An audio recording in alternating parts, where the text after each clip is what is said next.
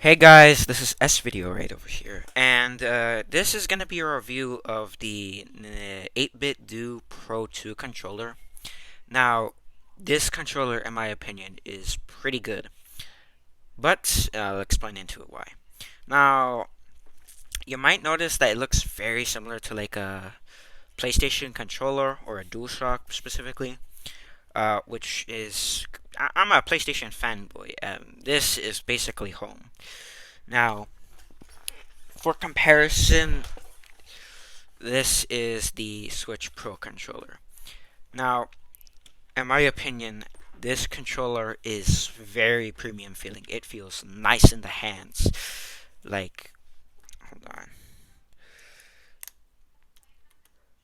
It feels very nice in the hands right here. It feels very premium. Now, when it comes to this controller, this has, in my opinion, a phenomenal D-pad, and I kind of really like how it's set up in general.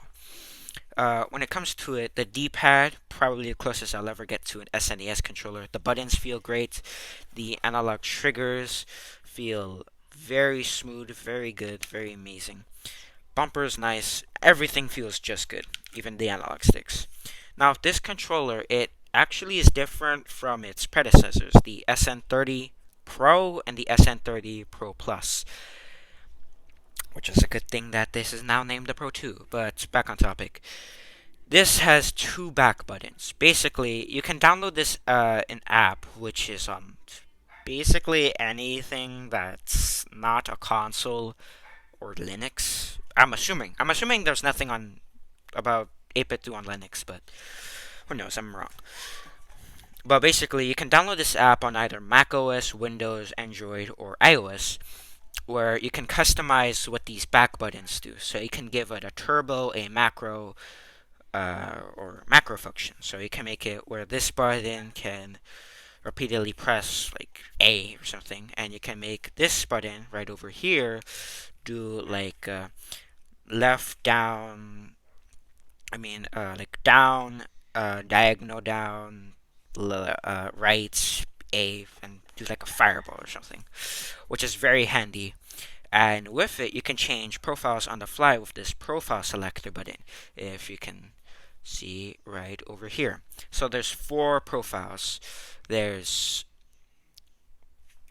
there's four profiles: 0, 1, 2, and 3.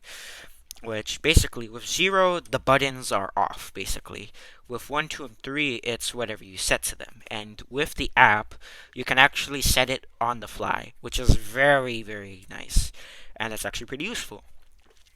When it comes to it, this controller is actually a pretty good emulation controller.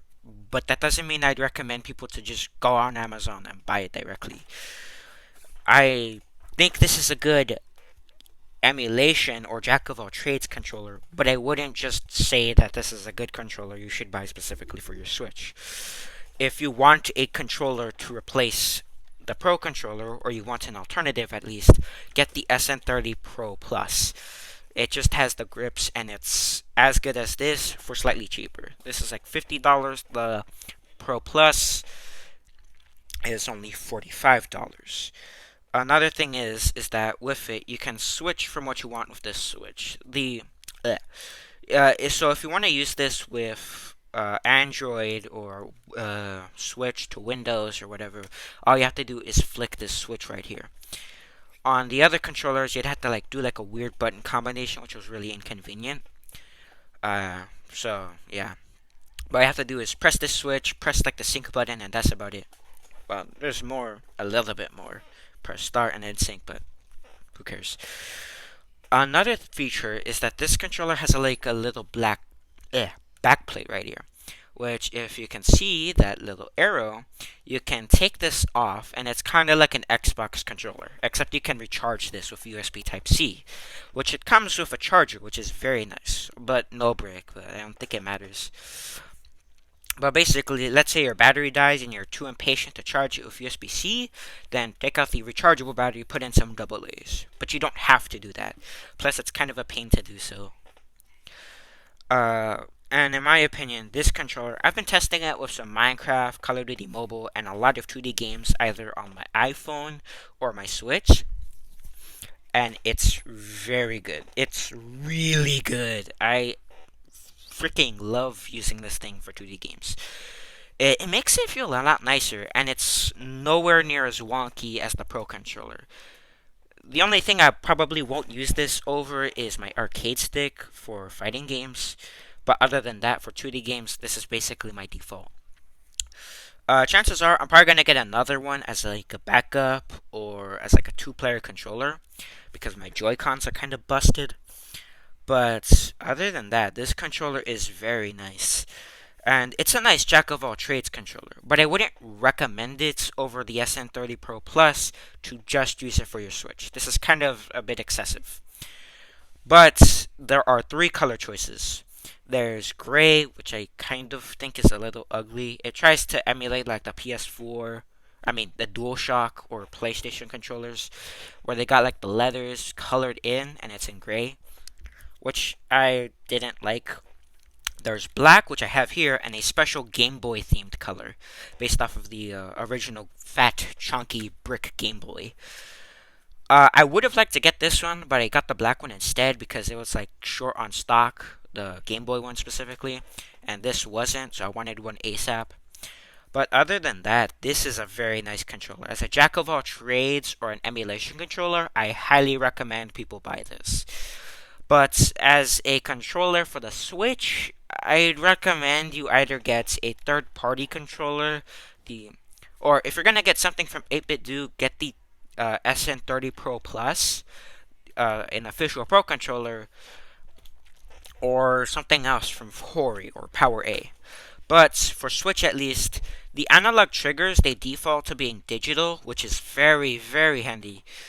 Having a bit of travel on a digital button's kind of annoying and obnoxious.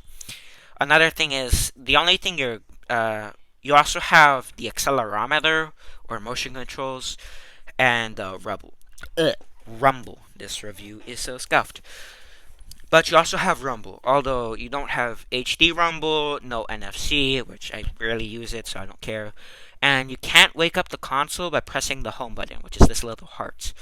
Which, kinda sucks, but my TV setup isn't that, far, or because of how my room is, it's not super far from my gaming chair, or recliner. But for other people, this might actually be annoying if you have, a proper, gaming, a proper theater setup or something, where your TV is far and your Switch is far. So that's probably gonna be a bit of an annoyance. But for me at least, it's not that big of an issue. And honestly, the only thing I kind of don't like is that it's a bit tricky to connect to iOS, but then again, it's not really supported for that.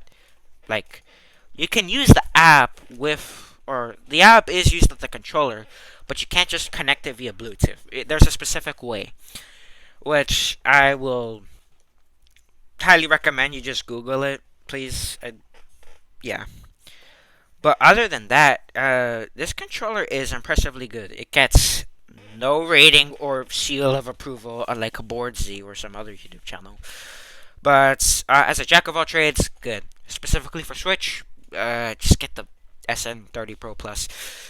Honestly, this is a very good controller. I highly would recommend it for people who want to emulate Super Nintendo or something.